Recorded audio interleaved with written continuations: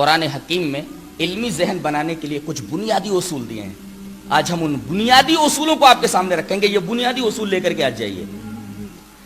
پہلا بنیادی اصول علمی ذہن بنانے کے لیے اللہ تبارک و تعالی نے قرآن میں یہ بیان فرمایا ہے کہ کوئی بھی دعویٰ بغیر ثبوت کے نہ قبول کیا جائے. ہاتھوں برہانکم ان کنتم صادقین. اگر تم اپنے دعوے میں سچے ہو تو دعوے کا پروف لاؤ, دعوے کا ثبوت لاؤ. کوئی بھی دعویٰ بغیر دلیل کے نہ قبول کیا جائے. یہ قرآن حکیم علمی ذہن بنانے کے لیے ایک بنیادی اصول بتاتا ہے. کتنا جاندار اصول ہے کہ کوئی بات تم تک پہنچے فوراً تسلیم نہ کر لو, بلکہ کہنے والے سے اس کی دلیل مانگو. ہاتھو برہانکم ان کنتم صادقین. کوئی بھی دعویٰ بغیر ثبوت کے نہ قبول کیا جائے. قرآن حکیم علمی ذہن بنانے کے لیے اس بنیادی اصول سے یہ بتانا چاہ رہا ہے کہ تم تقلید اور جمود نہیں بلکہ تحقیق کے میدان میں اترو. تحقیق ہی علم کے راستے کھولتا ہے, علم کے دروازے وا کرتا ہے. پہلا اصول, کوئی بھی دعویٰ بغیر ثبوت کے نہ قبول کیا جائے. کوئی بات بولی جائے تو دلیل کا مطالبہ کیا جائے. یہ کہاں ہے؟ قرآن میں ہے, حدیث میں ہے, یا دنیا کی کوئی بات ہو, کس فلسفر نے کہا ہے, کس سائنٹسٹ نے کہا ہے, وغیرہ وغیرہ. دوسرا اصول کہ جہاں یقین آ جائے وہاں گمان کو مسترد کر دیا جائے. کتنی عمدہ بات کہی گئی ہے.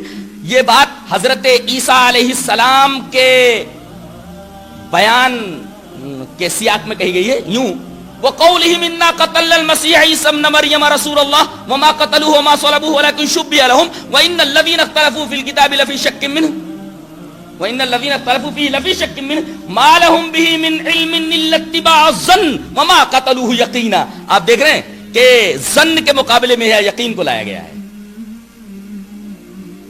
کہ یہودیوں کا یہ قول دیکھو کہ وہ کہتے ہیں کہ ہم نے مسیح ابن مریم کو قتل کر دیا ہے. لوگ اس بارے میں مختلف ہیں.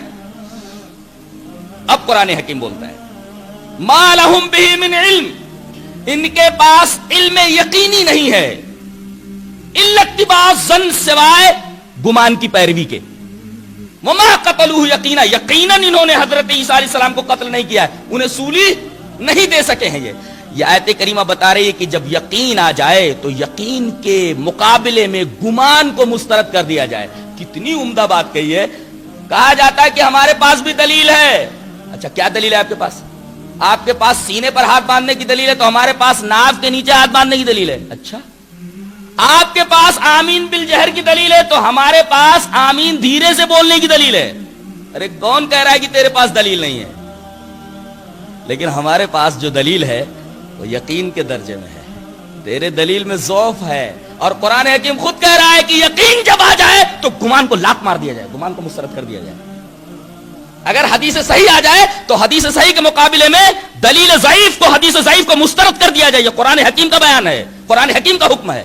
اب یہاں حدیث صحیح موجود ہوتی ہے, ضعیف حدیث کے اوپر عمل کرتے رہتے, کہتے ہیں ہمارے پاس بھی دلیل ہے. واہ بھائی واہ, اللہ, ہمارے پاس بھی دلیل ہے.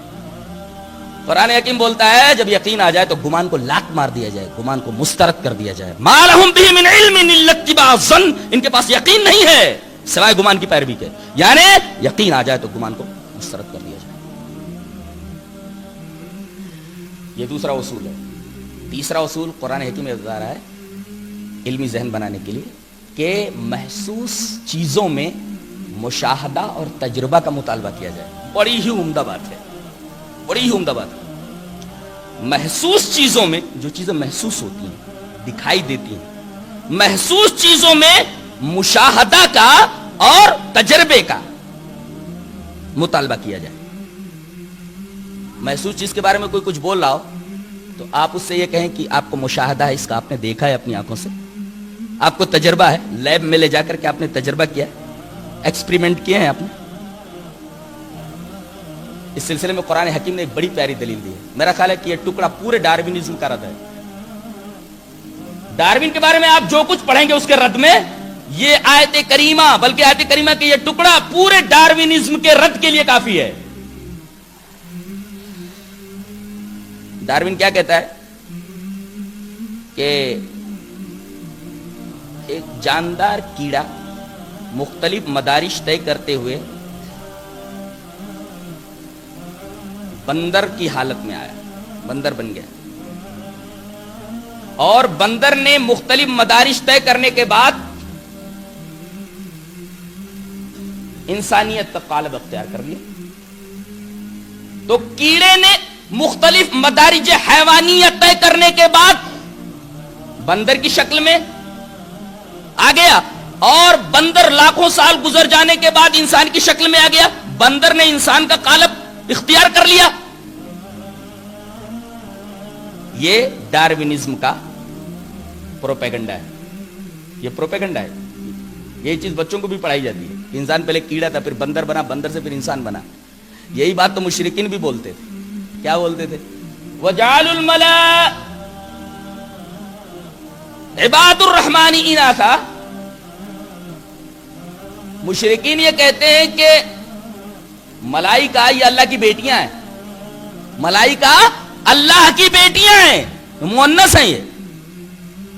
اب اللہ فرما رہا ہے ان کے اس عقیدے, ان کے اس خیال کے رد میں, تم کہتے ہو کہ ملائکہ اللہ کی بیٹیاں ہیں یا مؤنث ہیں, یہ اللہ کے بندے ہیں, مؤنث نہیں ہیں, مذکر ہیں. یہ عباد الرحمن, عباد الرحمن ہیں یہ. تم کہتے ہو کہ یہ لڑکیاں ہیں.